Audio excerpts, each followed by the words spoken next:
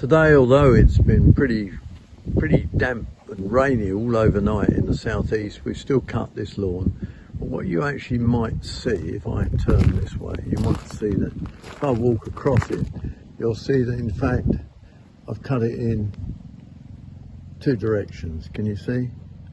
The reason I've done that is because the lawn is particularly thick. It possibly needs scarifying, but this way you can cut all the tufty bits out. The other thing I wanted to show you is that it's got fairy rings. The fairy rings produce this toadstool. We've brushed as much off as we can so you can see, but it goes round. Now I'm walking around in a circle, and there it is, fairy ring. How do you get rid of them? Well, don't worry about them at all. They will work them way out. They're a bit ugly. There's another one actually over the far side of this area, but seriously, don't get worked up about it. Just keep it under control, and that's the way to do it. Thick grass still needs cutting at this time of the year, and don't forget that mowing doesn't stop for winter anymore, so you've got to keep mow.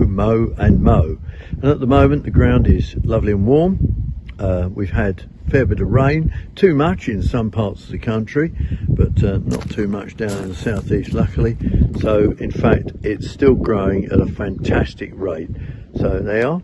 Don't forget, get the lawn cut, maybe cut in two directions to stop the strands all flowing in one direction, and think about putting an autumn feed on at this time of year, and maybe doing a bit of scarifying, top dressing, and what we call overseeding, which there's a couple of patches on this lawn where the rabbits have dug it up.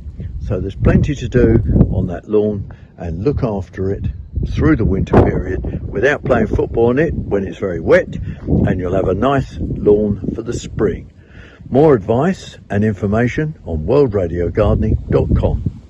Help us grow our YouTube channel. Just hit subscribe.